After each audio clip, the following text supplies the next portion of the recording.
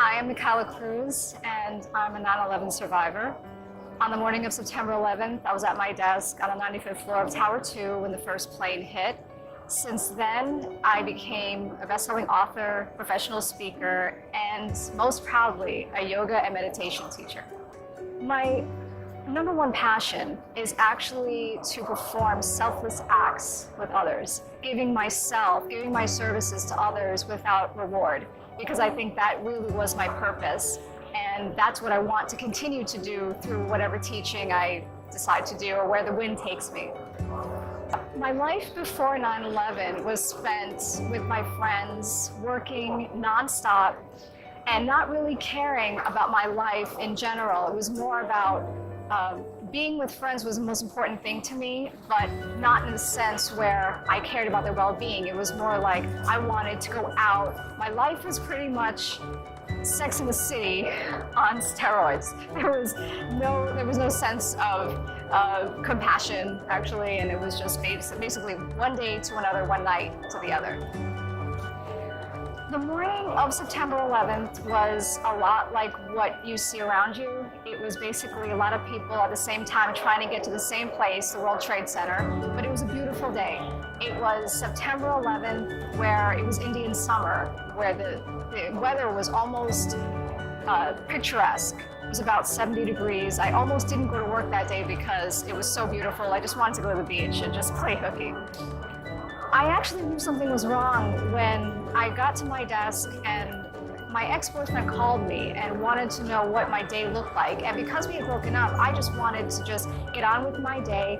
And all of a sudden, I heard the roar of an airplane engine. And even though I was on the 95th floor, I should not have heard something that close, especially an airplane engine. And then I felt a vibration and I saw a shadow coming across Tower 2, and all of a sudden I saw, I didn't see the plane, but I felt the bomb. It actually felt like a bomb hit the World Trade Center. And that's when I took my pocketbook and ran out of the building. There was my coworker, Lori, actually, when I went to the stairwell and she grabbed me. She grabbed my arm and she said, we're not taking the stairs. You're coming with me into the elevator. And usually in an emergency situation, you do not take the elevator, you take the stairs. But she saved my life. She pulled me into the first elevator and then we got down to the lobby. My coworkers, most of the ones that were on my floor got out. A lot of them on the other floors did not. Because when I got to the lobby, the Port Authority told everybody that nothing was wrong with Tower 2. That it only happened to Tower 1. So a lot of my coworkers actually stayed. One friend in particular, Ryan, my friends were calling him and telling him to go downstairs, leave, and he just didn't. And I think what happened was a lot of people were just trying to get about their day, not knowing what was going to happen in the next few minutes. When I got into the elevator, I thought I died already. It was a surreal experience where I couldn't feel my body. I just knew that at some point I was going to get down to the lobby. I was going to survive this, but I felt like I had no control over my body. I was just standing there in the elevator like, okay, is this done? Are we all dead?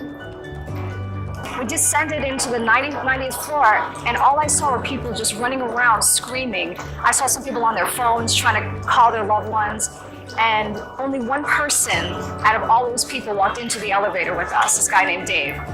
We descended into the 78th floor, which was a main elevator bank, and that held all of the big elevators.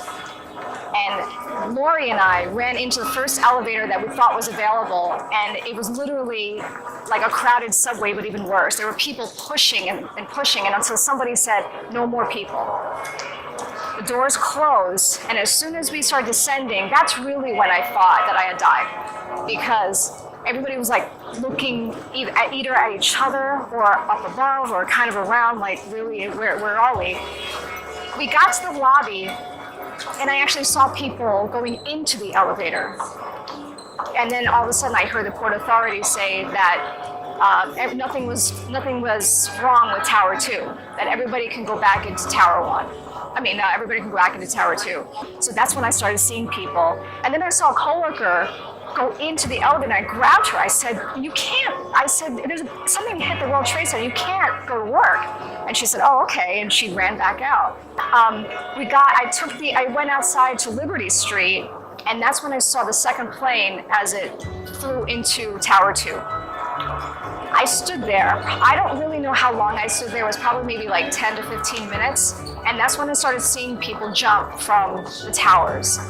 That in itself, because I didn't know the angle of the towers at the time, so I didn't know if that's were actually my coworkers or people from another company. Either way, there were office papers, there were computers, and there was one thing that stood out for me. It was an iron or steel beam that was laying along the sidewalk, and it was on fire.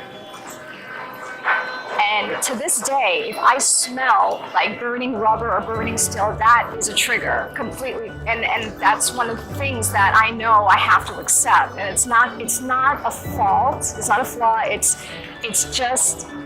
enough for me to say I'm still here and I can still feel, and that's okay. And because our company was so small, all of us, maybe there was like 10 of us who would hang out all the time after work. So they became really good friends. We'd go away together. And so when our friends were missing, because that's really what happened initially, everybody was missing, and we started to get calls from one person to another. They found someone.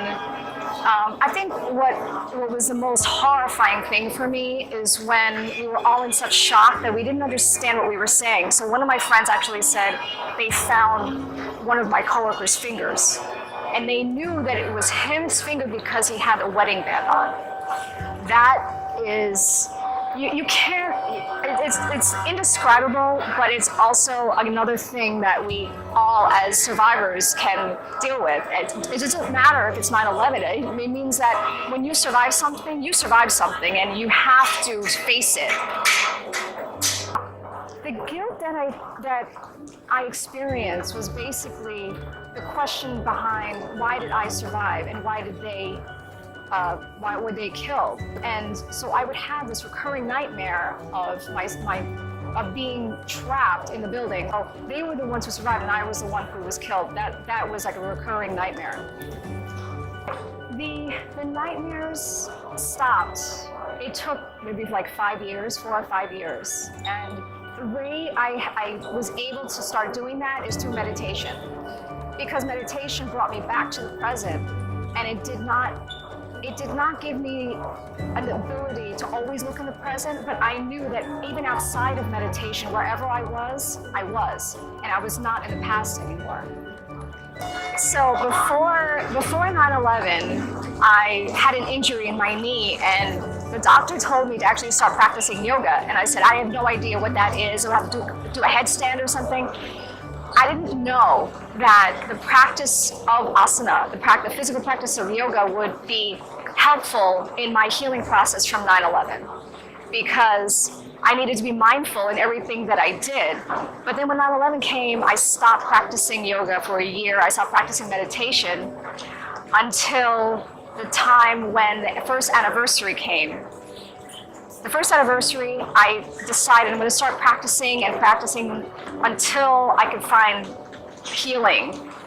And in 2015, it actually took a long time, but in 2015, I became a yoga teacher and a meditation teacher. And now I teach a few times a week, and I love it. And I love how, as being a guide, it helps people in their own practice as well as motivate them to do their own type of meditation and yoga practice. Okay.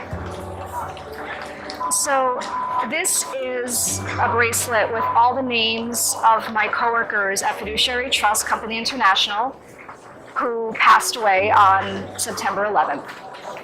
I got this, I think, a year after it happened, and every year I put it on and just remember my friends and remember the times that we spent together.